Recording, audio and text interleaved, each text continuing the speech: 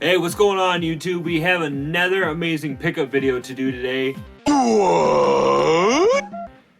Another Facebook Marketplace one. So this one has actually been in the weeks in the making, guys. I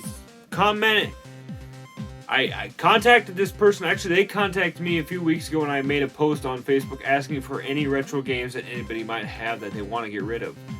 So they had mentioned to me, yeah, I got some games. But at the time, I was working on this huge other pickup that I got, and it was already took all my funds. So I told the guy, I said, I'm sorry, I don't have much money now, but maybe I'll get back a hold of you later on. Well, long and behold, that huge lot I got paid off. I was able to make my money back that I used to pay for it, and so then once again, I had that nice little cushion of money to use. So I contacted the person and said, hey, what did you have, and what were you asking for it? So they sent me pictures back. If I happen to get them loaded up, I will pop them up here and let you guys know what the pictures that they got to me. So at first, it was a bunch of stuff, no games really at all. It's all console stuff, the normal stuff, Nintendos, N64s and stuff like that. So then one of the first things that came to my mind then is, okay, how much is this going to cost? So originally the guy showed a huge lot of stuff and he said that he wanted $300 for it all. So it was, so we have two Nintendos, a Nintendo 64, a GameCube, and then like three, I think Xbox 360s, a Atari Junior, and a Game Boy Advance. I think that was about it. So that's what the pictures showed anyways. So I commented, I said to the guy, I said, I'm not really interested in the Xbox 360s because I'm looking more retro. And I know technically Xbox 360s are becoming retro because they're 2 generations behind now. But I was like, I do not need them. I do not want them, And then I was like, well, what would you take $150 for most of all the Nintendo stuff? Well, he counter negotiates. He goes, for all the Nintendo stuff, I could do $200. And I sat and thought about it. I'm like, okay, well, I really don't need all this stuff. But I do have a lot of friends that are looking for this stuff. So that really came to my mind then. So I was like, okay. So I took it for $200. A few days later, we worked it out. I went and picked it up. And when I got home, I was pleasantly surprised because the guy said $200 for the Nintendo stuff, but there was a few other surprises in here that either he was confused about or he just decided to get rid of the crap. So what I'm going to do now is I'm going to start pulling stuff out one by one to show you guys what I all got in this huge, amazing lot. And what I paid is $200 for it. So you can tell me at the end of this video, comment below what you think. Was this worth it? Worth all the time and the effort, the probably couple days of negotiations, waiting for replies and stuff like that. Was it worth it? Alright guys, so let's jump into that now. It has begun! So one of the first few things we will show off is a GameCube in very nice shape. It's a little dusty, a little whatever. But unlike the last lot, a lot of this stuff does not have that horrible basement smell. And I don't know why I just proved that to you by smelling it right now. But as you can kind of see there too, we do not have a ton of dust built up in here. And this is the first surprise of a few that I got out of this. When I got this home, I was like, oh, cool, and then I opened it up. When I opened it up, I pulled out a copy of Mario Sunshine, which was not listed in the lot. And the back is in excellent condition. I don't know if you can see that for the video, but the back is in excellent condition. So I got a loose copy of Mario Sunshine with this lot. I actually do not have that in my GameCube collection right now, so I will be picking up a case, hopefully soon, to put that in. And so we already talked about it in the video too, but there was two NESs that came with this lot as well. He told me beforehand that they do not work. So I was like, okay, well, no big deal. I can get them to work. But here we go. This is the first NES. Now, one of the things I noticed right off the bat, right now just looking, is I wonder if this is a different model than what I can see there. Because if you look down here at this, I never see these with a red color on them. This control deck for calling Nintendo, I never see that with the red one. Because if you can see here with numeral 20, it's a different color. So I honestly don't understand what the difference is. If you guys know, please comment. But by just looking at these, most of the stuff on the back is still the same. Yeah, they're still NES 002 adapt owner. Yeah, so I don't know. Maybe it's just a serial number. Maybe one was a newer version and one was a later on version. But that is really cool. I've never seen that before, that red coloring. And it also had on top of it, let's see here, so I never mess around too much with these, but we have a Nintendo NES Satellite, aka kind of like a 4-score, and it has this adapter right here, which I'm not 100% sure on this one either. But yeah, you just attach this to that, but that came with it as well.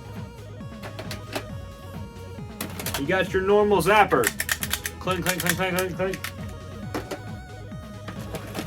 Let's see here. We won't show off too much of the cords, but some of the systems were missing their cords. But I have, over the years, I've got multiple different ones. So, I mean, it was not a huge deal. And I don't really need to show it off too much. We didn't get very many controllers as well. I think this was, honestly, one of the only controllers that it came with was just your normal GameCube one. Which it is what it is. But once again, we have another surprise. Now, there was no Wavebird in this, but we did find a Wavebird receiver. Now, these sell for almost more than the Wavebirds do, the controllers themselves. So we have a receiver in the bunch that we can either use ourselves, because I have 2 Wavebirds, or get rid of. Try and make some more money back. So this is just all cords. More cords, more cords. Bork, bork, bork, bork, bork. And then, okay, now here's another surprise. I have not opened this up to see if there's a game inside of it, but this was not shown in any pictures either. We have a Nintendo Wii. Now, it does have the power and the Wii sensor on it, and of course, we do have your normal AV out cords for it. So yeah, I'm definitely going to hook this up after this video is over and see if there's actually a game inside here, because you never know. Another huge thing that one of the main reasons I wanted this lot was I wanted to get another Game Boy Advance. Now I'm hoping to buy a shell for this, so that way I can edit it, mod it. Not really mod it too much, but if you can kind of see a little bit on there that the screen itself is kind of scratched. So I'm going to take that off, put a new one on, and then maybe get a new cool shell to put on it. And it did come with a carrying case and various games, and the games are actually worthwhile. So I will show you just the first few that I will show you are not really worth anything. We have like a Namco Museum, a Rocket Power Game Boy Color game, a Pac-Man collection, an SSX Tricky game, and a Frogger's Adventures, which give or take $5 a piece, not much. But these ones, on the other hand, were averaging around $20 a piece. So we have the classic NES series, Super Mario Bros., Super Mario Advance 4, Super Mario 3, and we have a copy of Super Mario Land 2, the 6 golden coins. So those 3 are definitely going in my collection to keep with this Game Boy Advance. And like I said, those games were a surprise. I knew there were some games in there, but the pictures he took did not show them all. So we went through there. Oh, and then like I said, we got another N64. So now this will put me up to about 3 or 4 N64s that I have currently that I'm working on cleaning and getting ready to go to new homes. So I have not looked yet, but maybe we should flip this open and see if we have an expansion in here. So, is there expansion, guys? Ah, we got just a regular jumper. Oh, it is what it is. I always look out for those expansions because they are going for a pretty penny right now, and they're always good to have. Now, when I said the lot was originally for only Nintendo stuff, when he showed me the pictures, he showed me an Atari Junior on there, which I was very interested in, but I was not willing to pay the $300 and stuff for that extra stuff. I specifically was only really looking for the Nintendo stuff because that's the only stuff I kind of like for a lot of the retro stuff. I mean, obviously Sega. I'm not too interested in Atari stuff. But I get home, and I know you guys know this as we're going. So I paid $200 and stuff for that. Well, in the bottom of the console box, I pulled out the Atari Junior. And I'm not gonna say I'm actually very excited for this, just to have my collection. I mean, not excited to play like hardcore, but it was really cool to do this. That it was a really cool surprise, and I'm very genuine about that, because that was very awesome and very cool to see. That's another power cord. And then not only with that, we have many different variations of controllers. We have your normal standard 2600 ones. We have 2 of these, which is kind of more the Challenger Edition ones.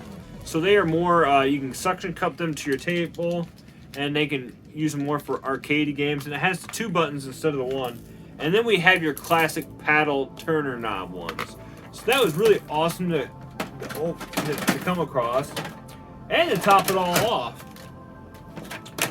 there's a bunch of actually 2600 games in here. So we have a copy of Centipede, Mission Command, Berserk, Star Voyager, Pac-Man, Video Olympics, Game Program Combat, which has Tank, Tank Pong, Invisible Tank, Biplane, and Jet Fighter, Asteroids. Yeah, those 2600s have really cool designs on them, don't they? We have a mystery one. This one does not have a label on it. Combat by itself.